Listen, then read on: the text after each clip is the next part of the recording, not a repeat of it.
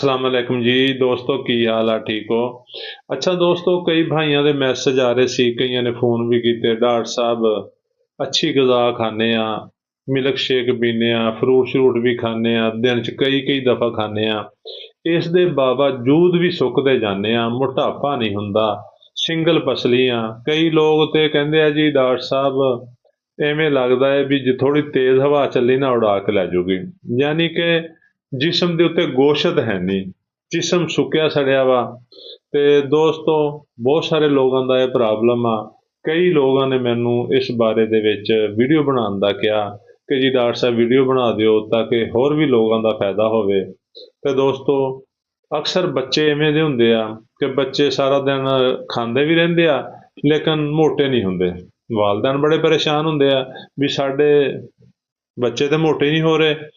ਤੇ ਦੋਸਤੋ, ਅਗਰ ਤੁਹਾਡੇ ਵੀ ਬੱਚੇ ਖਾਣ ਤੋਂ ਬਾਵਜੂਦ ਵੀ ਮੋਟੇ ਨਹੀਂ ਹੋ ਰਹੇ ਜਾਂ ਉਹ ਖਾਂਦੇ ਨਹੀਂ, ਇਹ ਵੀ ਹੈ ਕਿ ਬੱਚੇ ਖਾਂਦੇ ਹੀ ਨਹੀਂ ਤੇ ਉਹਨਾਂ ਨੂੰ ਭੁੱਖ ਨਹੀਂ ਲੱਗਦੀ।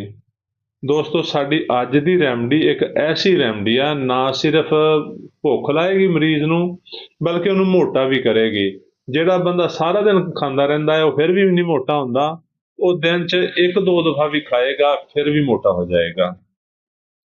ਦੋਸਤੋ, ਹੋਮਿਓਪੈਥਿਕ ਰੈਮਡੀਜ਼ ਐਸੀ ਰੈਮਡੀਜ਼ ਆ ਜਿਹੜੀ ਕਿਸੇ ਵੀ ਮਰਜ਼ ਨੂੰ ਠੀਕ ਕਰ ਸਕਦੀ ਆ ਔਰ ਉਹ ਇਨਸਾਨ ਦੀ ਸੂਰਤ ਹਾਲ ਜਿਹੜੀ ਆ, ਯਾਨੀ ਕਿ ਭੁੱਖ ਨੂੰ ਸਹੀ ਕਰ ਸਕਦੀ ਆ, ਖੂਨ ਦੀ ਕਮੀ ਨੂੰ ਸਹੀ ਕਰ ਸਕਦੀ ਆ। ਸਾਡੀ ਅੱਜ ਦੀ ਰੈਮਡੀ ਵੀ ਇੱਕ ਐਸੀ ਹੀ ਰੈਮਡੀ ਆ।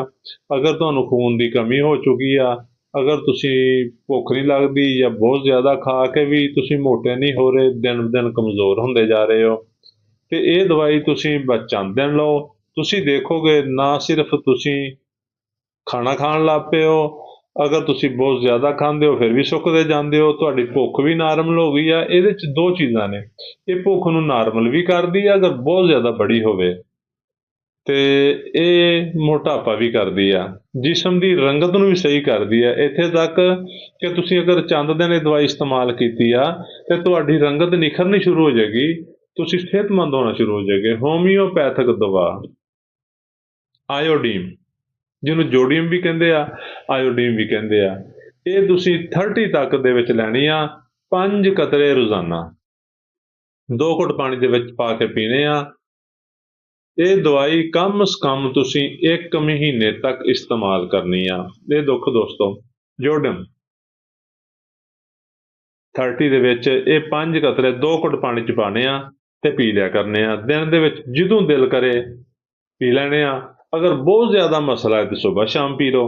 ਤੁਸੀਂ ਦੇਖੋਗੇ 10 ਦਿਨ ਤੋਂ ਬਾਅਦ ਤੁਹਾਡਾ ਭੁੱਖ ਦਾ ਨਿਜ਼ਾਮ ਵੀ ਸਹੀ ਹੋ ਗਿਆ, ਤੁਹਾਡੀ ਰੰਗਤ ਵੀ ਸਹੀ ਹੋਣਾ ਸ਼ੁਰੂ ਹੋ ਗਈ ਆ, ਤੁਸੀਂ ਮੋਟਾ ਵੀ ਹੋਣਾ ਸ਼ੁਰੂ ਹੋ ਗਏ ਹੋ।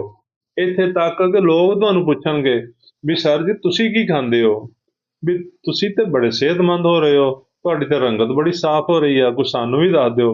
ਅਗਰ ਤੁਹਾਨੂੰ ਪੁੱਛਣ ਤੇ ਤੁਸੀਂ ਦੱਸਣਾ ਹੈ ਕਿ ਡਾਕਟਰ ਨਸੀਮ ਨੇ ਇੱਕ ਨੁਸਖਾ ਦੱਸਿਆ ਹੈ, ਅਸੀਂ ਉਹ ਇਸਤੇਮਾਲ ਕਰ ਰਹੇ ਹਾਂ ਤੇ ਉਹਦੀ ਵਜ੍ਹਾ ਨਾਲ ਸਾਡੀ ਸਿਹਤ ਠੀਕ ਹੋ ਰਹੀ ਆ, ਤੁਸੀਂ ਵੀ ਉਹ ਇਸਤੇਮਾਲ ਕਰੋ। ਤੇ ਸਾਡੀ ਵੀਡੀਓ ਨੂੰ ਲਾਈਕ ਤੇ ਸ਼ੇਅਰ ਕਰੋ ਤਾਂ ਕਿ ਮਜ਼ੀਦ ਲੋਕਾਂ ਤੱਕ ਪਹੁੰਚੇ।